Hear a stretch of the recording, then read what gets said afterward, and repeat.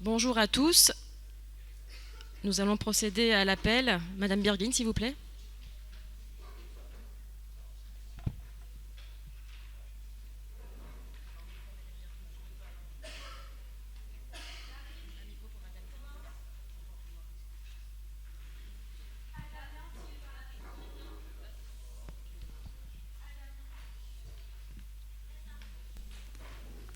Ajus Chantal, Atia Ayette, Atoura Camélia, pouvoir donner à Madame Macloufi, Écart Céline, pouvoir donner à Monsieur Gasmi, Marion Bareil, Benaouda Farida, Benfer Sami, Benkedja Rania, pouvoir donner à Madame le maire, Bérard Anthony, Berthéi Julien, Béchira Abdelkarim, Birgin Corinne, Bosque Christian, Brumant Romain, pouvoir donner à Madame Chaïd, Boukrine Doudja, Chaïd Safia, Charpentier Thibault, Cisneros Caroline, Dudiezer Cédric, Falek Aurélie, Farkas Monique, Furfaro Sophie, Galtier David, Gasmi Kader, Georgie Vincent, Hassani Keltoum, Koubi Flotte Pierre-Olivier, pouvoir donner à Monsieur Galtier. L'ami Dany, Lastraioli Lucie, pouvoir donner à Monsieur Ponce. Le Louis Gisèle, Macloufi Camélia, Monchi Didier, Oanessian Franck, Pénaud Vanessa, Paul Ulrich, pouvoir donner à Monsieur Picarelli. Petit Marc, pouvoir donner à Madame Furfaro. Picarelli Frédéric, Ponce Jean-Paul, Ravier Stéphane, Rossi Denis, Sayac Jean-Yves, Sémerjean Laurence, Sicard Caroline, Solaire Johan, Turc Jean-Michel, pouvoir donner à Madame Sémerjean. Vendredi Vincent, Yatsou Ali. Merci Madame Birguin. Nous passons maintenant à l'approbation du compte-rendu in extenso de la séance du mardi 22 juin 2023. Est-ce qu'il y a des prises de parole? Donc nous passons au vote. Qui est contre? Qui s'abstient? Adopté. Merci. Avant de débuter ce conseil, je souhaite témoigner de notre solidarité avec le peuple marocain. Nous avons tous été touchés par le violent séisme qui a touché le centre du pays dans la nuit de vendredi à mardi et qui a fait déjà plus de 3000 morts et des dizaines de milliers de sinistrés. En mémoire des victimes et des personnes dans la souffrance, je vous demande que nous respections une minute de silence.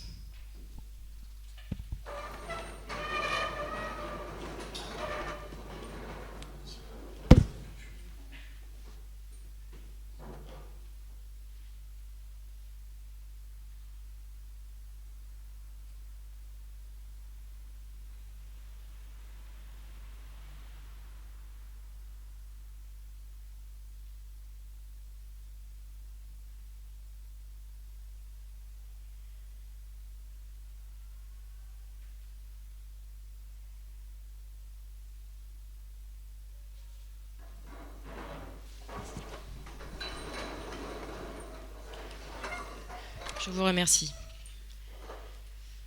Nous aurons à examiner dans quelques minutes un rapport que nous portons avec ma majorité quant à la modification tarifaire pratiquée dans nos ACM et sur lequel je souhaite attirer votre attention. Comme vous le savez, nous disposons de 9 centres qui proposent le service de restauration et ce sont presque 800 enfants qui peuvent être accueillis chaque jour sur les ACM. Et sur cette année, ce sera environ 112 000 repas qui seront servis. Avec la gratuité que je vous propose d'adopter, cela équivaut à environ 180 000 € de pouvoir d'achat rendu aux familles. Et comme vous le savez, une mairie de secteur dispose de peu de compétences et de pouvoirs pour aider les habitants au quotidien. Mais sur la tarification des repas des ACM, nous pouvons donner un coup de pouce à de nombreuses familles de notre secteur pour traverser cette période qui est difficile. Je suis donc fière, avec ma majorité, de vous soumettre ce rapport et j'espère qu'il fera l'unanimité.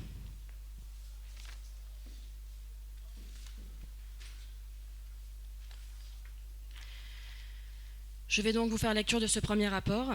Ce rapport porte sur la gratuité de la restauration et la fin de la participation contributive de 1,60 € par jour et par enfant à la restauration laissée à la charge des familles, dont vous avez largement connaissance. Alors en effet, compte tenu du contexte économique et afin de rendre du pouvoir d'achat, il apparaît souhaitable de suspendre la perception de la contribution participative de 1,60 € laissée à la charge des familles et de pratiquer la gratuité de la restauration pour l'ensemble des familles fréquentant nos structures. Ces nouvelles dispositions prendront effet à partir du 1er octobre 2023. Je vous propose donc de passer au vote. Qui est contre? Qui s'abstient? Rapport adopté.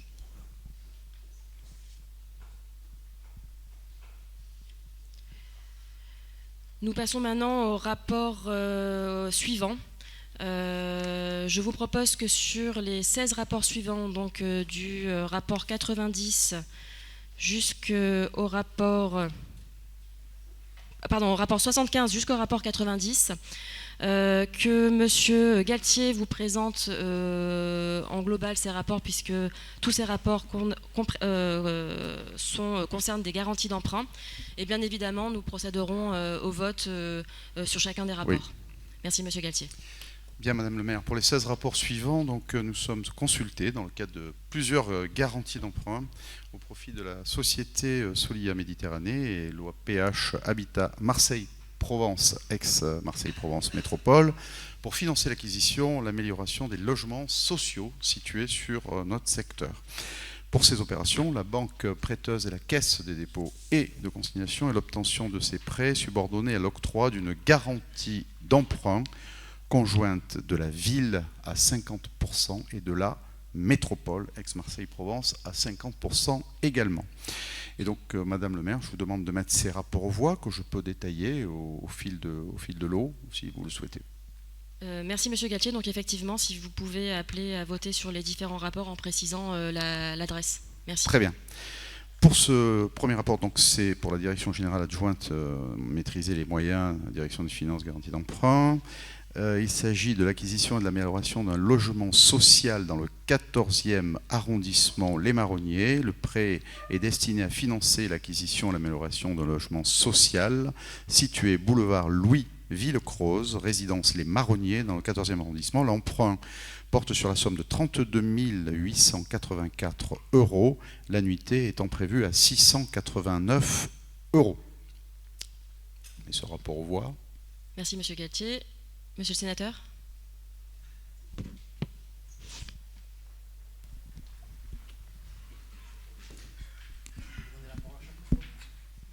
Merci Madame le maire. Une intervention pour l'ensemble des 16 rapports concernant ces garanties d'emprunt.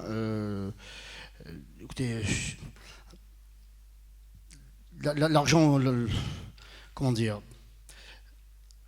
les nécessaires a priori réhabilitation de ces logements, on en compte par centaines selon les rapports, devrait réunir l'ensemble des conseillers ici présents, car la rénovation, c'est ce à quoi j'appelais de mes voeux lors de la campagne électorale des municipales, pour en finir avec cet automatisme du tout béton. Commençons par rénover ce qui est à rénover, avec quand même la priorité des priorités, qui est de réhabiliter, de réinstaurer la sécurité avant tout dans ces quartiers, car dans ces quartiers, il y a des logements qui ne sont pas insalubres et que plus personne ne veut occuper en raison de l'insécurité, voire de la barbarie qui y règne. Et c'est encore le cas, permettez-moi de vous le rappeler, aux Marronniers, c'est encore le cas aux Rosiers, c'est encore le cas aux Mimosas, aux Bleuets, aux Lilas, aux Églantiers. Donc cet argent public qui est l'argent du contribuable, ce n'est pas de l'argent magique. Et vous venez de le rappeler, la crise économique fait que chaque euro de ce contribuable est précieux. Ce sont donc des millions, des dizaines, peut-être des centaines de millions sur l'ensemble de la ville qui vont être déversés pour la réhabilitation, permettez-moi de vous le dire, en grande partie en vain. En 2014, je serai bref sur cette anecdote parce que ceux qui me connaissent m'ont entendu la répéter 100 fois, mais au Vieux Moulin, le Vieux Moulin qui a été rénové en 2014 lors de son inauguration ou pré-inauguration en présence du préfet de région, M. Cadeau. Eh bien, un des techniciens me faisait savoir que dans quelques années, il faudrait lancer un nouveau programme de rénovation parce que l'anarchie n'avait, elle, pas été chassée de ce site. Et je vous invite, mais sans doute y êtes-vous allé récemment comme moi, allez voir ce qui se passe au Vieux Moulin. Il faut le voir pour le croire. Comment dire, c'est le tiers-monde, le quart-monde. On a l'impression d'être dans une situation de guerre. Les dealers vous interdisent à certaines heures, aux heures de l'ouverture du stup, d'utiliser telle ou telle voie. Si vous vous arrêtez au milieu de la cité, on vient vous contrôler. Il y a une décharge à ciel ouvert, il faut le voir pour le croire, sur l'avenue qui a été ouverte, qui a été créée. C'est un amoncellement de voitures brûlées, de pneus. Donc, et d'ailleurs, le technicien m'avait dit, demain, il faudra qu'on revienne avec la police parce qu'il y a une famille qui se sert d'un box pour faire cuire des pizzas. L'anarchie était déjà là. Donc, je m'étais rendu au Laurier, ce grand immeuble au Laurier qui avait bénéficié de millions aussi pour sa réhabilitation. On avait refait les ascenseurs, les entrées, tout ce que vous voulez. Mais le stup, lui, n'avait pas été chassé et il avait repris, bien sûr, le contrôle de l'ensemble du complexe. Donc trop d'argent public qui est gaspillé au nom de bons sentiments pour avoir ou pour permettre à la fin de dire, voyez, je suis un bon élève, j'ai répondu aux priorités absolues de la politique de la ville qui ne règle aucun problème de fond. Permettez-moi de vous le dire.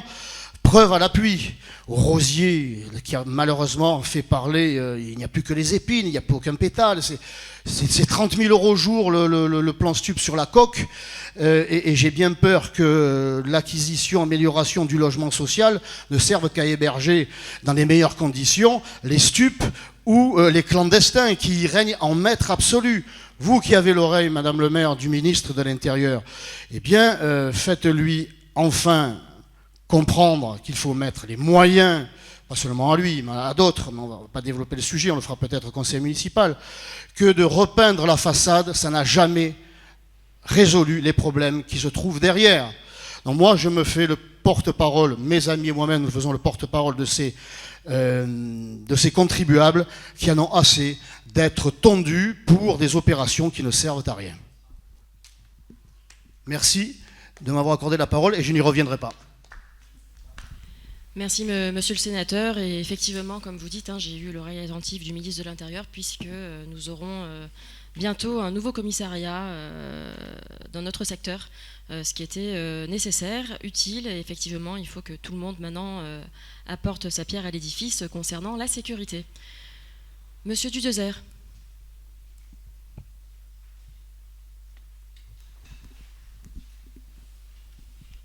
Oui, merci Madame le maire. Madame le maire, mes chers collègues, je vais être assez bref parce que je ne voudrais pas être redondant avec ce qui a déjà été dit et ce que nous avons dit à plusieurs reprises, simplement pour expliciter notre position de vote sur ces rapports. Donc nous voterons contre sur les rapports 75 inclus jusqu'à 84, qui concernent donc des acquisitions de logements sociaux, et nous voterons pour sur les rapports suivants, c'est-à-dire le 85 jusqu'au 90, qui eux concernent de la réhabilitation de logements déjà existants, et nous sommes en cela cohérents avec ce que nous avons toujours dit et avec ce que tout le monde a dit, parce que de droite comme de gauche, je rappelle que lors de la dernière campagne des municipales, tout le monde s'était accordé à dire qu'il y avait trop de logements sociaux dans les quartiers nord, et notamment dans les 14e et 15e arrondissements, où nous frôlons les 50% de logements sociaux dans ces quartiers. Tout le monde était d'accord pour dire qu'il fallait arrêter de construire les logements sociaux dans ces secteurs, qu'il fallait rééquilibrer, et je vois qu'on continue, bien malgré tout, à construire des logements sociaux. Alors là, vous allez me dire, ça concerne à chaque fois un logement, deux logements, évidemment, c'est pas grand-chose, c'est pas un logement en plus ou en moins qui va changer le cours des choses, mais c'est une position de principe. Lors du dernier, d'ailleurs, conseil municipal, c'était passé sous les radars, le rapport n'avait pas été enrôlé, je ne sais pas s'il est arrivé trop tard ou s'il s'agit d'un oubli, mais au conseil municipal, nous avions eu un rapport pour la cession d'un terrain de la ville de Marseille, à Frévalon, pour la construction de 68 logements sociaux. 68 logements sociaux supplémentaires à Frévalon. Il est vrai qu'à Frévalon, il y a peu de logements sociaux et qu'il est urgent d'en construire davantage. Voilà, donc écoutez, nous sommes cohérents avec ce que nous avons toujours dit. Et donc nous votons contre les rapports qui consistent à augmenter encore un peu plus la part de logements sociaux dans nos quartiers. Et nous soutenons bien entendu la réhabilitation de logements existants. C'est noté, Monsieur Dudiezer. Donc je vous propose que nous passions rapidement au vote des différents rapports. Donc le 75 concernant les marronniers, ouais. Qui est pour? Donc, qui est contre? Et qui s'abstient? C'est noté. Pour le 76, qui est contre? Qui s'abstient? Adopté. 77, qui est contre? Donc 77... Donc à la Morel, vous êtes pour. Qui s'abstient? Adopté. Sur le 78, boulevard Charles Moretti, qui est contre? Qui s'abstient? Adopté. 79, au boulevard Alphonse Allais, qui est contre? Qui s'abstient? Adopté. Rapport 80, boulevard de la Glacière, qui est contre? Qui s'abstient? Adopté. Rapport 81, au chemin de Château-Gombert, qui est contre? Qui s'abstient? Adopté. Vous êtes pour, hein? Rapport 82, à la traverse des Rosiers, qui est contre? Qui s'abstient? Adopté. Rapport 83, au chemin de Gibes, qui est contre? Qui s'abstient? Adopté. 84, toujours au chemin de Gibes, résidence Saint-Yves, qui est contre? Qui s'abstient? Adopté. 85, au boulevard Jourdan, qui est contre? Qui s'abstient? Adopté. Rapport 86, à l'avenue de Saint-Paul, qui est contre? Qui s'abstient? Adopté. 87, rue Auguste Chabot, qui est contre? Qui s'abstient? Vous êtes pour, alors je ne vous ai pas vu lever la main. Ah, vous avez déjà deux. Ok. Adopté. Rapport 88, rue Néoul, donc abstention. Qui est contre? Adopté. Rapport 89, rue Albert Marquet, qui est contre? Qui s'abstient? Adopté. Le rapport 90, à la rue Néoul, qui est contre? Qui s'abstient? Adopté. Je vous remercie. Nous passons maintenant au rapport 91 concernant l'approbation de l'affectation d'autorisation pour la rénovation des résidences d'autonomie du CCAS. Madame Semerjian, s'il vous plaît. Oui. Madame le maire, mes chers collègues, bonjour à tous. Donc, Madame le maire, ce rapport nous amène à délibérer sur l'attribution d'une subvention d'équipement au Centre communal d'action sociale dans le cadre de travaux de rénovation des 4 résidences autonomie qu'il gère, et ce, pour un montant de 2 400 000 €. Il s'agit pour l'essentiel de travaux de rénovation de seconde œuvre, remplacement de menuiserie intérieure et extérieure, matériel de chauffage et chaufferie, dans le cadre bien évidemment de la sobriété énergétique, travaux de remise aux normes, travaux sur canalisation, acquisition de mobilier, remplacement d'ascenseurs, etc. Notre secteur est plus particulièrement concerné par la résidence autonomie, les Jardins du Vallon. Madame le maire, je vous demande de mettre ce rapport aux voix. Merci. Merci Madame Semerjian. Et avant de passer au vote, permettez-moi de vous remercier pour toutes les actions que vous menez avec les services de la mairie de secteur pour les personnes du Berlage, et félicitations également pour les derniers événements qui ont beaucoup de succès. Merci à vous. Donc nous passons au vote. Qui est contre? Qui s'abstient? Rapport adopté à l'unanimité. Merci. Rapport 92. Nous sommes sur des dons de documents pour des associations et des écoles. Et c'est Madame Pénaud qui nous présente ce rapport. Madame le maire, mes chers collègues, dans ce rapport, il nous est demandé d'entériner un don de documents issus des collections courantes à des associations, institutions, écoles ou organismes à but non lucratif d'intérêt général. Dans le cadre de l'actualisation et du suivi de ces collections, le service des bibliothèques de la ville de Marseille est périodiquement amené à procéder à un bilan des collections en vue d'une réactualisation des fonds de son domaine privé. Ainsi, par délibération du 16 décembre 2015, le conseil municipal a approuvé le principe du don de documents à des associations ou organismes à but non lucratif d'intérêt général. Pour le premier semestre 2023, il est proposé de donner des documents aux structures ayant fait la démarche auprès du service des bibliothèques de bénéficier de ces livres. Notre secteur est plus particulièrement concerné par le centre de méditation Mintam et l'école maternelle Fondacle. Madame le maire, je vous demande de mettre ce rapport aux voix. Merci Madame Pénaud. Qui est contre? Qui s'abstient? Rapport adopté à l'unanimité. Merci. Et je vous laisse poursuivre Madame Pénaud sur le rapport suivant. Madame le maire, ce rapport a pour objet l'approbation de l'attribution de subventions à des associations d'intérêt social œuvrant en faveur des personnes résidant dans notre secteur dans le cadre d'une troisième répartition concernant l'année 2023 pour un montant global de 32 400 €. Concernant notre secteur, il bénéficiera de 9 400 € qui se répartissent ainsi: l'association Colinéo avec 800 € et le sel de la vie pour 8 600 €. Madame le maire, je vous demande de mettre ce rapport aux voix. Merci Madame Pénaud. Monsieur le sénateur.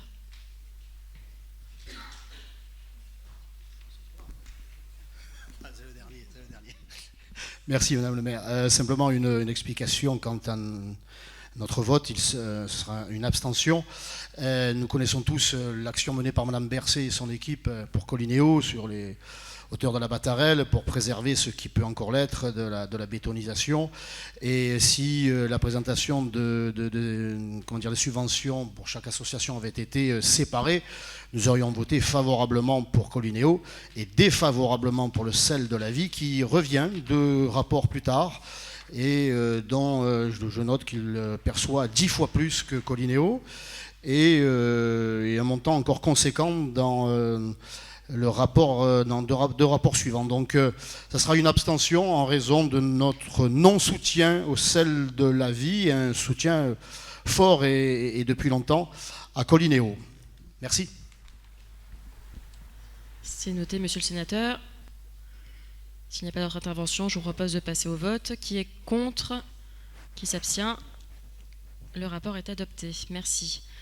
Le rapport suivant concerne des subventions à des associations sportives. Monsieur Bétira, s'il vous plaît.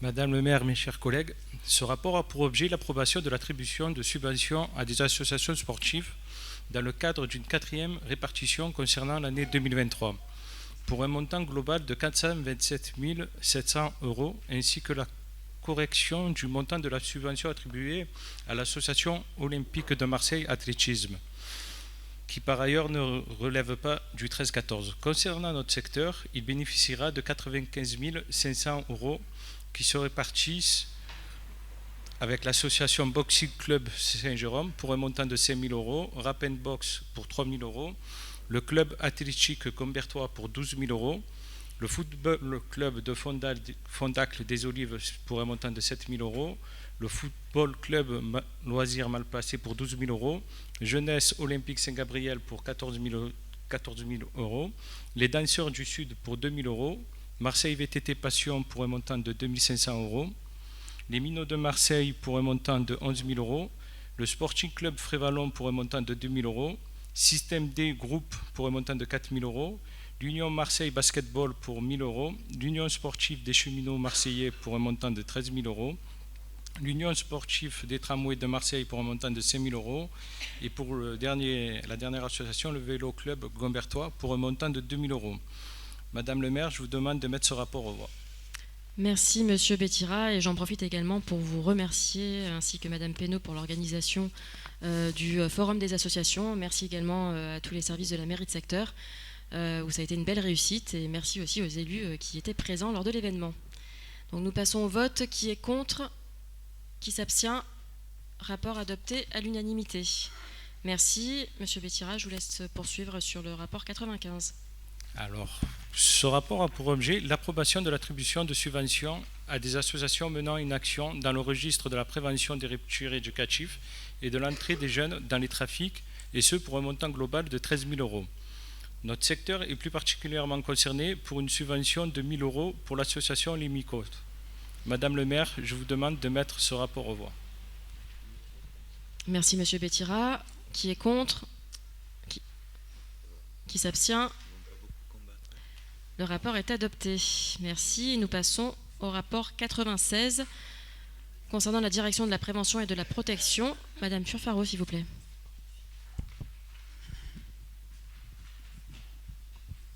Madame le maire, mes chers collègues, bonjour. Ce rapport a pour objet l'approbation de l'attribution de subventions à des associations menant des actions de prévention dans le cadre de l'appel à projet Prévention des comportements à risque, et ce pour un montant global de 54 000 euros. Notre secteur est plus particulièrement concerné par le versement d'une subvention de 12 000 euros au centre social Saint-Gabriel-Canet, Bon Secours. Madame le maire, je vous demande de mettre ce rapport aux voix. Merci Madame Furfaro. Monsieur Yatsou.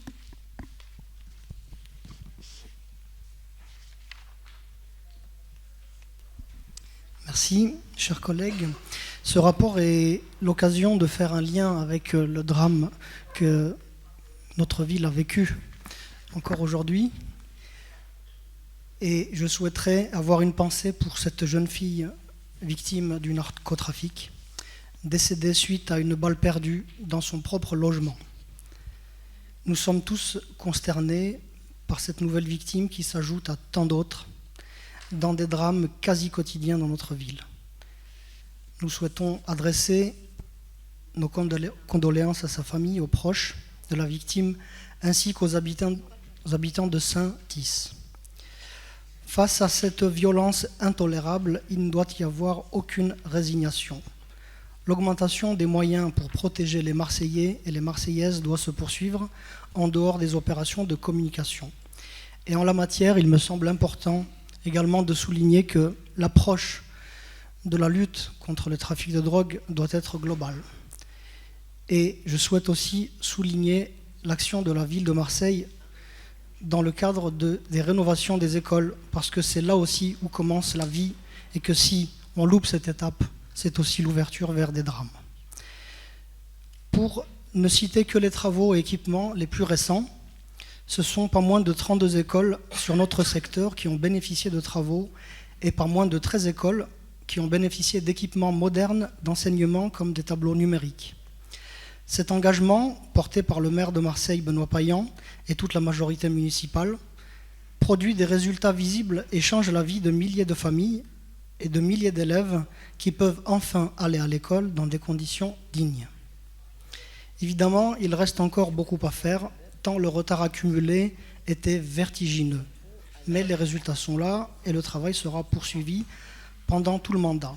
Cet effort financier, qui représente 40 millions d'euros sur toute la ville, quand auparavant seuls 10 millions d'euros étaient investis par la ville de Marseille, dans ce qui devrait être une priorité pour tout exécutif politique, l'éducation et la préparation de l'avenir de nos enfants.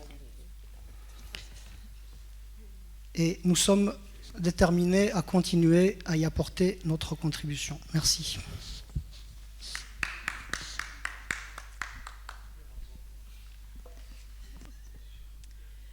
Merci Monsieur Yatsou. Donc je vous propose que nous passions au vote. Qui est contre? Qui s'abstient? Le rapport est adopté. Merci. Le rapport suivant concerne l'attribution de subventions pour l'appel à projet Olympiade culturelle. Et c'est Madame Cisneros qui présente ce rapport. Madame le maire, mes chers collègues, ce rapport a pour objet l'approbation de l'attribution de conventions aux associations lauréates de l'appel à projet Olympiade culturelle Ville de Marseille dans le cadre d'une deuxième répartition concernant l'année 2023 pour un montant global de 65 000 euros. Notre secteur est plus particulièrement concerné par un versement de subvention de 25 000 euros pour le ZEF. Madame le maire, je vous demande de mettre ce rapport aux voix. Merci Madame Cisneros. Qui est contre? Qui s'abstient? Rapport adopté à l'unanimité. Merci. Nous passons au rapport 98, direction de la jeunesse. Madame Birguin, s'il vous plaît. Madame le maire, mes chers collègues, ce rapport a pour objet l'approbation de l'attribution de subventions à des associations portant des initiatives en faveur des jeunes ou dirigées par des jeunes, dans le cadre d'une deuxième répartition concernant l'année 2023, pour un montant global de 24 000 euros. Concernant notre secteur, il bénéficiera de 19 000 euros qui se répartissent l'association CWIN 2500 euros et 1500 euros et l'association Le Sel de la Vie 15 000 euros. Madame le maire, je vous demande de mettre ce rapport aux voix.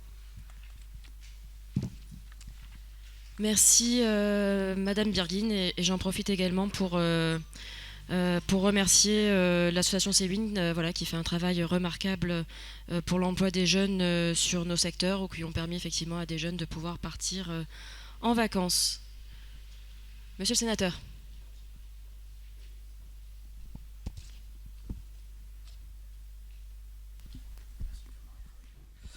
Une précision à nouveau, j'en ai parlé il y a quelques rapports, mais le sel de la vie, c'est toujours pour les mêmes. Il s'est annoncé dans son action, c'est en faveur et de façon exclusive des QPV, des quartiers prioritaires de la ville. Donc on les connaît, hein, ce sont les quartiers de l'immigration, mais je rappelle qu'il y a d'autres quartiers à Marseille où il y a des jeunes qui ne bénéficient pas non plus de structures qui devraient être celles de la ville de la deuxième ville de France, pardon, et eux, ils sont condamnés à être prioritaires pour payer. En tout cas, les contribuables qui s'y trouvent, c'est la répartition des tâches. Il y a des quartiers qui sont réservés pour payer et d'autres qui sont réservés pour recevoir. Bon, donc je trouve ça assez injuste que ce soit toujours les mêmes qui payent et toujours les mêmes qui reçoivent. Donc, et en plus pour le résultat obtenu. C'est que ça fait des années que ça dure, pour ne pas dire des décennies, et le résultat, on le connaît, c'est de mal en pis. Donc nous voterons défavorablement pour ce rapport. Merci.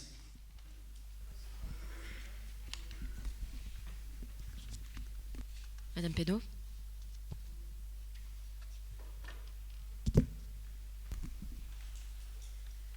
Madame le maire, je me permets de prendre la parole pour appuyer ce que vous avez dit tout à l'heure. Je tenais à préciser que quand je vois le montant des subventions allouées à des associations, à certaines associations, c'est vrai que ça fait mal au cœur. Comme vous l'avez dit, l'association CWIN est une association formidable qui œuvre pour aider les jeunes de nos quartiers à trouver de l'embauche, des formations, des alternances et parfois même des alternances pour lesquelles nos jeunes sur Marseille malheureusement n'ont pas forcément de débouchés, mais ils font un travail formidable, ils ont un réseau pas possible, notamment avec des grandes fondations comme la fondation TF1 qui leur permet également de faire partir nos enfants des quartiers dans des séjours sportifs, des vacances apprenantes, pour des séjours sincèrement qui en valent vraiment le coup et qui en mettent plein les yeux aux enfants. Quand je vois qu'une subvention de 1500 euros leur est versée, ça fait mal au cœur pour ces associations qui se démènent tout au long de l'année, sachant ce que peuvent vivre nos jeunes des quartiers à l'heure actuelle avec l'insécurité et le trafic de drogue qu'ils côtoient au quotidien. Voilà, donc je tenais à le relever. Merci Madame Pénaud pour votre témoignage. Donc nous passons au vote. Qui est contre ? Qui s'abstient ? Le rapport est adopté. Et nous passons au dernier rapport de ce conseil, le rapport 99, concernant le service gestion immobilière et patrimoniale. Madame Hassani. Madame le maire, mes chers collègues, pour ce rapport, il nous est demandé de valider la convention d'occupation précaire par laquelle la ville de Marseille met à disposition du collège Marie-Laurencin, à titre gratuit, un terrain communal traverse du Colonel dans le 14e arrondissement pour une emprise d'environ 3560 m². Le collège avait sollicité la mairie de secteur et la mairie centrale afin d'obtenir une autorisation d'occupation du terrain communal pour y organiser un jardin pédagogique, des activités sportives, cross du collège, cours multisports et de fonctionnement général faites du collège, initiative de coéducation en partenariat avec les parents d'élèves.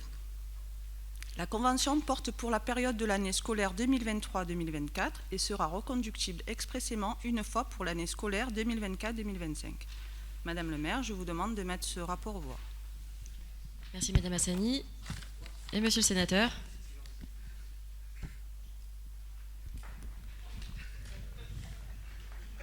Je t'avais dit que je te ferais marcher. T'en as besoin. C'est gentil, Madame le maire. D'autant que c'est pour remercier Madame Vassal. Une fois n'est pas coutume, je ne sais pas si ça va beaucoup l'enchanter que je la remercie, mais une anecdote, le 30 décembre de l'année dernière, j'ai été contacté par un résident, un habitant de la Traverse du Colonel, qui m'a alerté sur la tentative d'intrusion sur le terrain du collège d'individus issus de la communauté rome et bon, encore du mal à convaincre certains services de se déplacer. Et un 30 décembre, qui arrivez-vous à contacter, si ce n'est Madame Vassal elle-même? Je vous livre un petit secret, j'ai son numéro. Donc si ça sort d'ici, je sais que c'est vous. Hein. Attention, je ne vous communiquerai pas. Mais donc j'ai contacté Madame Vassal pour lui dire, parce que c'était le collège. J'ai dit voilà ce qui se passe, et ça serait quand même dommage qu'à la rentrée, les collégiens, les professeurs, le personnel soient soumis à ce que l'on ne sait que trop comme conséquence du squat par ces individus. Eh bien, elle a tout à fait compris l'utilité de faire intervenir ces services et elle-même aussi d'appeler la mairie de Marseille, parce que le terrain appartenait encore à la mairie. Les services de police du coup sont intervenus et on a pu faire, on a pu convaincre ces squatteurs potentiels de s'en aller. 15 jours plus tard, bis repetita, 15 jours plus tard, j'ai rappelé Madame Vassal, qui a envoyé la cavalerie, qui a sécurisé le site. Donc je dis merci Madame Vassal. Vous voyez comme quoi, l'union des droites, ça fonctionne. Merci Monsieur le Sénateur, et encore une fois, il est important que nous nous battions plus pour offrir une meilleure qualité pour nos collégiens, nos enfants qui sont scolarisés. Et effectivement, c'est une demande que nous avions depuis pas mal de temps de la part du directeur de l'établissement, puisque dans ce collège, il n'y a pas non plus de terrain ni de gymnase pour que les collégiens puissent pratiquer un sport. Et donc, il était vraiment nécessaire, effectivement, qu'on puisse récupérer ce terrain communal et effectivement faire des travaux, l'aménager pour que les collégiens puissent en profiter pleinement. Et effectivement, il vaut mieux que ce soit des collégiens que des squatteurs. Voilà, donc je vous propose de passer au vote. Qui est contre? Qui s'abstient? Rapport adopté à l'unanimité. Je vous remercie. Merci encore une fois au service pour la préparation, au service de la mairie pour la préparation de ce conseil et à l'ensemble de nos rapporteurs. Monsieur Yatsou, vous voulez intervenir sur le dernier rapport? Possible. Alors, ça concerne le conseil? Alors, je vous en prie. Merci. Madame Bareil, simplement pour vous dire, je voudrais vous faire une demande spécifique pour la gestion de ces conseils d'arrondissement. Je me souviens qu'au début de notre mandat, on avait demandé avec plusieurs élus que les conseils d'arrondissement puissent être tenus, pas en milieu d'après-midi, mais plutôt en fin d'après-midi, pour être compatibles de l'activité de certaines personnes qui, je pense en majorité ici, ont une activité professionnelle en dehors de la politique. Et il semble, j'ai beaucoup de retours d'élus qui se plaignent du fait que l'on puisse avoir ce conseil en plein milieu d'après-midi qui mobilise déjà une après-midi entière. Et étant donné la longueur de ces conseils, il me semble que c'est tout à fait possible qu'on les fasse en fin d'après-midi ou en début de soirée et que ce serait bien mieux pour tout le monde. Merci Monsieur Yatsou, je prends acte, mais il faut savoir qu'il est nécessaire aussi que nous ayons les délais pour tout transmettre à la mairie centrale. Mais je prends acte et nous regarderons. Merci. Écoutez, je vous souhaite une bonne fin de journée. Merci.